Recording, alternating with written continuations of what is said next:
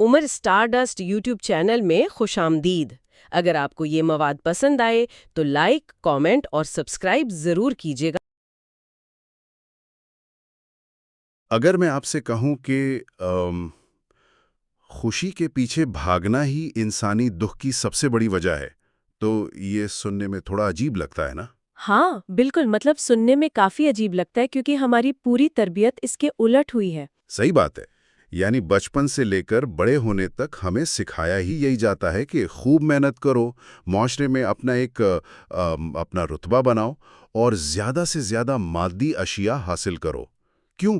کیونکہ یہی چیزیں آخرکار سکون کی ضمانت ہیں۔ ایگزیکٹلی، ہمیں لگتا ہے یہی کامیابی کا راستہ ہے۔ لیکن حقیقت تھوڑی مختلف ہے۔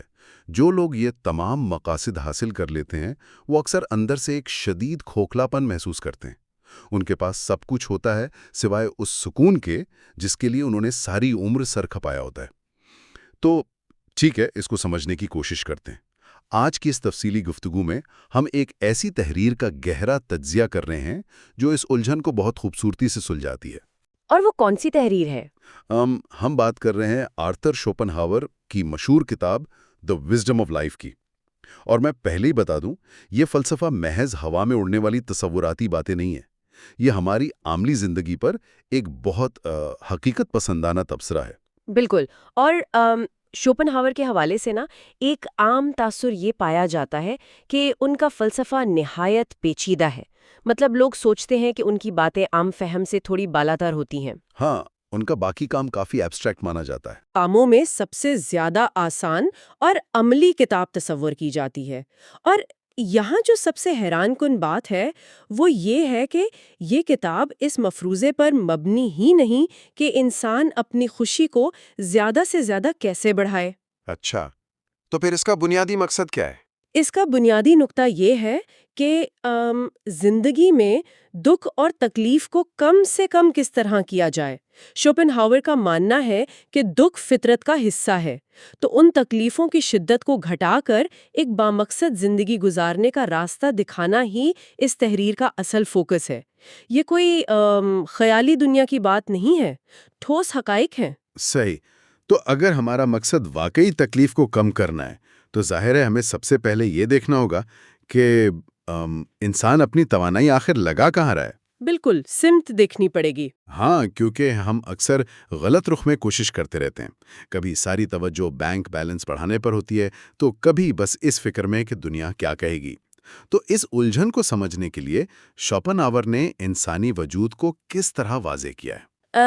انہوں نے انسانی وجود اور اس کے تیار کردہ مقاصد کو 3 بنیادی حصوں میں تقسیم کیا ہے۔ اچھا، 3 حصے، کون کون سے؟ پہلا حصہ ہے کہ ہم کیا ہیں۔ اس میں انسان کا کردار، اس کی ذہانت، اس کا مزاج اور سب سے بڑھ کر اس کی اندرونی زندگی شامل ہوتی ہے۔ ٹھیک ہے، یعنی ہماری ذات۔ صحیح۔ دوسرا حصہ ہے ہمارے پاس کیا ہے۔ اس میں مادی اشیاء، جائیداد، دولت، یہ سب آتی ہیں۔ اور تیسرا حصہ ہے ہم کیا نمائندگی کرتے ہیں، جس کا سیدھا تعلق اس بات سے ہے کہ معاشرے میں ہمارا رتبہ کیا ہے، لوگ ہمارے بارے میں رائے کیا رکھتے ہیں۔ یعنی ہماری شہرت اور عزت۔ ایگزیکٹلی۔ اب شوپنہاور کی بنیادی دلیل یہاں یہ ہے کہ حقیقی اور طویل سکون صرف اور صرف پہلی شق پر منحصر ہے۔ کیا ہے پھر؟ ہاں، باقی دونوں حصے جن میں دولت اور معاشرتی رتبہ آتے ہیں وہ بالکل غیر مستحکم اور سیکنڈری درجے کے ہیں۔ اگر آپ اپنی زندگی کی بنیاد ان دونوں پر رکھتے ہیں تو آپ سیدھا سیدھا بے چینی کو دعوت دے رہے ہیں۔ اس کو اگر میں ایک عام فہم مثال سے سمجھاؤں تو یہ تو بالکل ایک نئے اسمارٹ فون کی طرح ہے نا۔ Smart phone? وہ کیسے؟ دیکھیں، ہم لوگ کیا کرتے ہیں کہ فون کے ظاہری کور پر، اس کے چمکدار اسکرین گارڈ پر بہت پیسہ اور وقت خرچ کرتے ہیں۔ یہ چمکدار کور دراصل ہماری دولت اور شہرت کی نمائش کرتا ہے۔ اچھا، صحیح۔ لیکن اگر اس فون کا اندرونی نظام، مطلب اس کا پروسیسر اور بیٹری جو کہ ہمارا کردار اور اندرونی زندگی ہے، اگر وہی کمزور پڑ چکا ہے تو وہ فون کس کام کا؟ کسی کام کا نہیں۔ بالکل، وہ مسلسل ہینگ ہوگا، آخرکار بند ہو جائے گا۔ باہر کا لاکھ روپے کا کور بھی اس کو صحیح چلانے میں کوئی مدد نہیں کر سکتا۔ اصل اہمیت تو اس مشینری کی ہے جو آخری دم تک سموتھلی چلتی رہے۔ بہت خوبصورت مثال دی آپ نے۔ اور اس اندرونی نظام کی مضبوطی ہی طے کرتی ہے کہ آپ کی زندگی کیسے گزرے گی۔ دولت ایک ایسی شے ہے جو کسی اچانک معاشی بحران سے پل بھر میں چھن سکتی ہے۔ صحیح بات ہے، اسٹاک مارکیٹ گر گئی تو سب ختم۔ ہاں، اور رتبہ اور دوسروں کی رائے تو اس سے بھی زیادہ ڈینجرس ہے۔ وہ سماجی حالات کے ساتھ بدلتی رہتی ہیں۔ آج دنیا آپ کے ساتھ ہے، کل خلاف ہو جائے گی۔ ان پر انسان کا اپنا کوئی قابو ہوتا ہی نہیں۔ لیکن اندرونی کردار پر تو قابو ہوتا ہے نا؟ ایگزیکٹلی۔ ایک مضبوط کردار اور خود آگاہی ایسی صلاحیتیں ہیں جو باہری حالات سے آزاد ہوتی ہیں۔ یہ وہ واحد بنیاد ہیں جو وقت اور حالات کے سخت تھپڑوں کا مقابلہ کر سکتی ہیں۔ یہاں آ کر بات واقعی بہت دلچسپ ہو جاتی ہے۔ کیسے؟ مطلب اگر یہ بات اتنی کھلی اور واضح ہے کہ مادی چیزیں اور شہرت ہمیں سکون نہیں دے سکتی، تو انسان مسلسل اس اندھی دوڑ میں شامل کیوں رہتا ہے؟ یہ بہت گہرا سوال ہے۔ ہاں، آخر ہماری نفسیاتی بناوٹ میں ایسی کیا خرابی ہے کہ ہم انہی چیزوں کے پیچھے بھاگتے ہیں جو بالآخر ہمیں نقصان پہنچاتی ہیں؟ دیکھیں، یہ تضاد انسانی خواہش اور بیزاری کے چکر میں پوشیدہ ہے۔ شوپن ہاور کے نظریے کے مطابق زندگی کی بنیادی ساخت ہی عدم اطمینان یعنی ڈس سیٹسفیکشن پر کھڑی ہے۔ یعنی ہم فطرتاً ناشکر ہیں۔ ایک طرح سے ہاں، انسان ہمیشہ ایسی حالت میں رہتا ہے جہاں اسے کسی نہ کسی شے کی کمی محسوس ہوتی ہے۔ جب کوئی چیز نہیں ملتی تو ایک شیڈڈ خواہش جنم لیتی ہے۔ یہ خواہش اندر ایک مسلسل بے چینی پیدا کرتی ہے۔ صحیح، ایک آگ سی لگی رہتی ہے اندر۔ بالکل، اور جب وہ شے مل جاتی ہے، چاہے وہ کوئی نیا عہدہ ہو، نئی گاڑی ہو یا رتبہ ہو، تو ایک وقتی خوشی حاصل ہوتی ہے۔ ٹھیک ہے، تھوڑی دیر کے لیے سکون مل گیا۔ لیکن یہیں سے اصل نفسیاتی مسئلہ شروع ہوتا ہے۔ کچھ ہی دنوں میں وہ تسلی بیزاری میں ڈھل جاتی ہے، یعنی بورڈم۔ وہ نئی گاڑی اب معمول بن گئی ہے، اس کی کشش ختم۔ ہاں، یہ تو واقعی ہوتا ہے۔ ہم پہلے دن گاڑی دھوتے ہیں، ایک مہینے بعد دیکھتے بھی نہیں۔ صحیح بات ہے۔ اب اس بیزاری سے بچنے کے لیے انسانی ذہن ایک نئی خواہش گھڑ لیتا ہے کہ اب مجھے اس سے بڑی گاڑی چاہیے۔ یہ خواہش، پھر وقتی خوشی اور پھر بیزاری، یہ ایک نہ رکنے والا چکر ہے، ایک پینڈولم ہے جو ان دو انتہاؤں کے درمیان مسلسل گھومتا رہتا ہے، اور یہی انسانی دکھ کی اصل وجہ ہے۔ دیکھیں، میں یہاں اس نقطے پر تھوڑا سا اختلاف کروں گا۔ اچھا، کیوں؟ یہ نظریہ تو سننے میں مکمل مایوسی اور نائلزم کا راستہ لگتا ہے۔ مطلب اگر ہر خواہش نے بالآخر بیزاری پر ہی ختم ہونا ہے تو کیا انسان سب کچھ چھوڑ دے؟ نہیں، ایسا نہیں ہے۔ تو پھر کیا کریں؟ اگر کچھ حاصل کرنے کی لگن، آگے بڑھنے کا جذبہ ہی ختم کر دیا جائے تو ایسی بے مقصد زندگی گزارنے کا کیا فائدہ؟ یہ تو ایک ٹریڈ مل پر بھاگنے والی بات ہو گئی نا، جہاں آپ تھک بھی رہے ہیں اور کہیں پہنچ بھی نہیں رہے۔ میں سمجھتی وہ آپ کیا کہہ رہے ہیں، اور یہ اعتراض بہت واجب معلوم ہوتا ہے۔ لیکن اس فلسفے کا مقصد ہرگز یہ نہیں کہ آپ کوشش کرنا ترک کر دیں۔ تو پھر مقصد کیا ہے؟ بنیادی دلیل اس بات پر مبنی ہے کہ آپ جن چیزوں کے حوالے سے آگے بڑھنے کی کوشش کر رہے ہیں وہ کیا ہیں۔ مادی اور جسمانی لذتوں کی ایک فطری حد ہوتی ہے۔ جسمانی لذت اپنے عروج پر پہنچنے کے بعد ضرور بیزاری میں تبدیل ہوتی ہے۔ صحیح۔ لیکن اس پینڈولم کے چکر سے آزادی کا راستہ ذہنی اور دانشورانہ زندگی ہے۔ اگر ہم اس کو ایک بڑی تصویر سے جوڑ کر دیکھیں تو ذہنی سرگرمیاں جیسے گہرائی سے مطالعہ کرنا، دنیا پر غور و فکر کرنا، یہ ایسی دلچسپیاں ہیں جو کبھی بھرے پن کا شکار نہیں ہوتی۔ یعنی انٹلیکچوئل پرسوٹس میں بور ہونے کا چانس نہیں ہے؟ بالکل نہیں۔ ان کا حسن ہی یہ ہے کہ ان کی گہرائی لامحدود ہوتی ہے۔ یہ مکمل طور پر اندرونی ہوتی ہیں، اور انہیں برقرار رکھنے کے لیے آپ کو دنیا کے سامنے ہاتھ نہیں پھیلانا پڑتا۔ تو اعتدال یعنی ماڈریشن اور بیرونی چیزوں سے تعلقی ہی اصل حکمت ہے۔ انسان جتنا بیرونی عوامل پر انحصار کرے گا، اس کے دکھی ہونے کے امکانات اتنے ہی بڑھ جائیں گے۔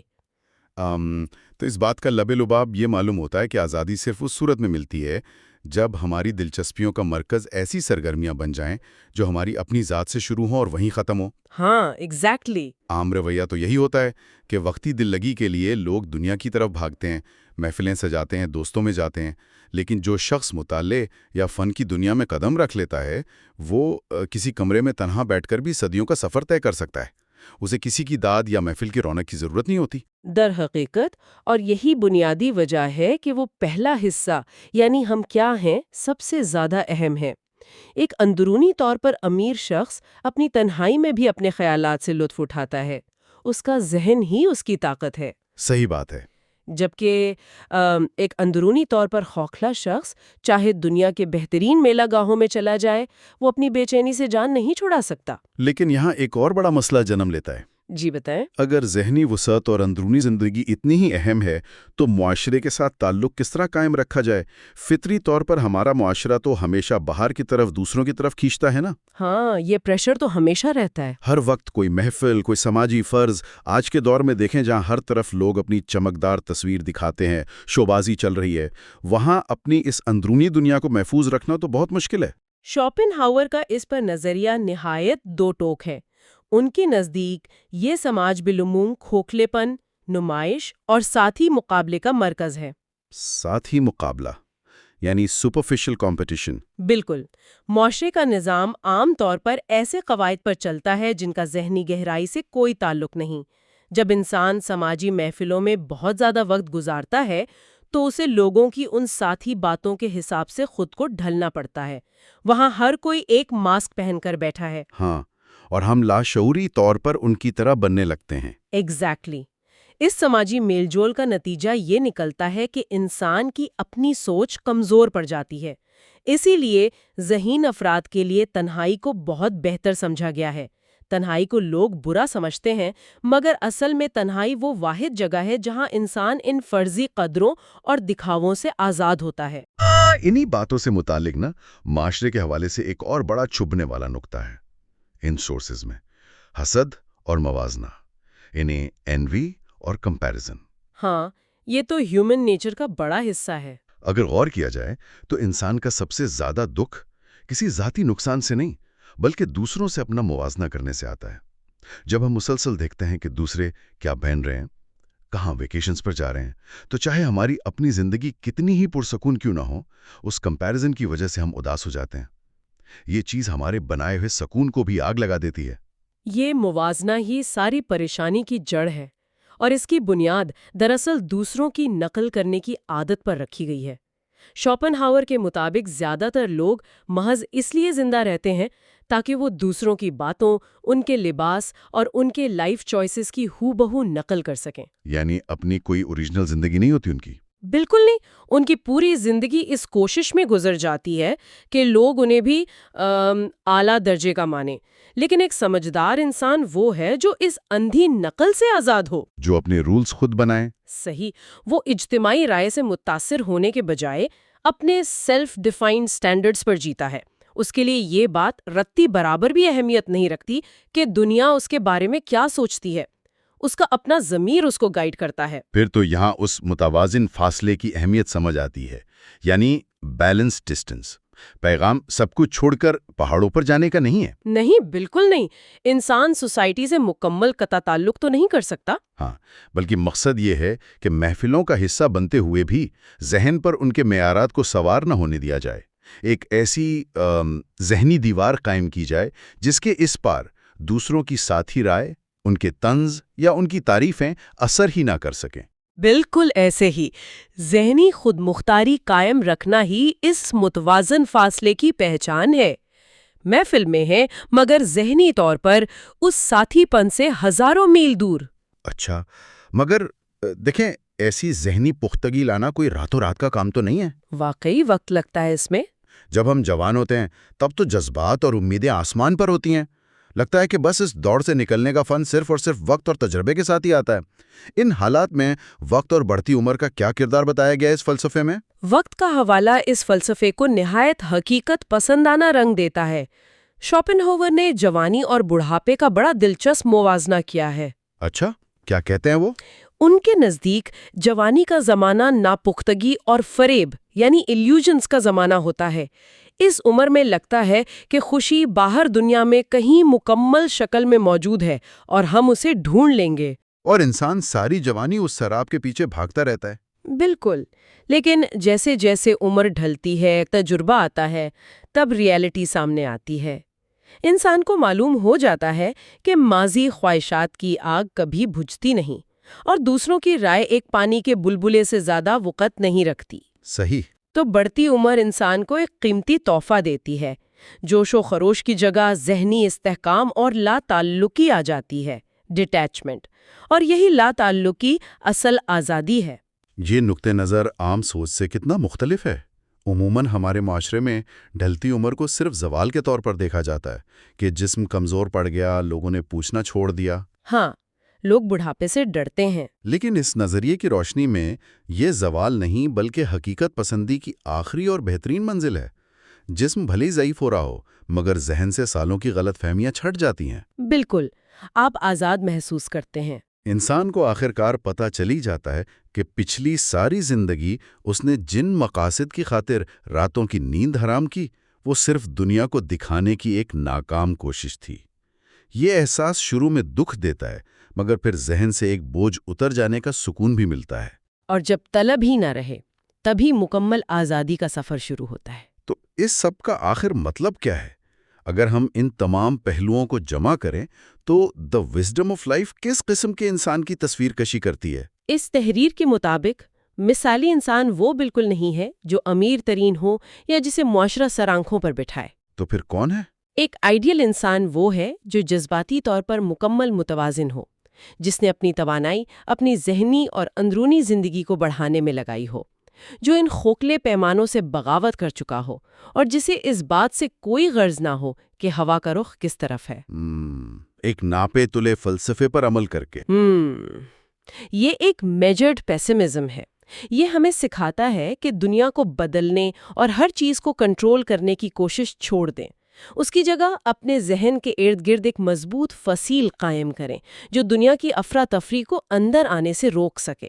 زندگی میں دکھ کو کم کرنے کا یہی وحید راستہ ہے۔ واقعی آج کی اس تفصیلی گفتگو نے کئی ایسے پہلو واضح کیے ہیں جو ہم روزمرہ میں بالکل نظر انداز کر دیتے ہیں، اور اس بحث کے آخر میں ایک نہایت گہری حقیقت سامنے آتی ہے جو ہمیں ضرور سوچنی چاہیے۔ جی، کیا حقیقت؟ اپنی نیند اور سکون سب داؤ پر لگا دیتا ہے، لیکن اگر حقیقی اور مستقل سکون صرف ہماری اندرونی خود مختاری اور ذہنی وسعت میں چھپا ہے تو کیا یہ ممکن نہیں کہ معاشرے کی وہ تمام بلندیاں اور کامیابیاں جن کے حصول کے لیے ہم پچھلی صدیوں سے اندھا دھند بھاگ رہے ہیں، در حقیقت وہی وجوہات ہیں جن کی وجہ سے ہم بنیادی طور پر اتنے پریشان اور بے چین ہیں؟ ایسا لگتا ہے جیسے ہم خود ان زنجیروں کو خوبصورت بنانے میں لگے ہیں جو ہمیں آزاد نہیں ہونے دیتی۔ انسان کو اس بات پر خود غور کرنا چاہیے۔ آج کی اس گفتگو میں بس اتنا ہی۔ وقت اور توجہ کے لیے شکریہ۔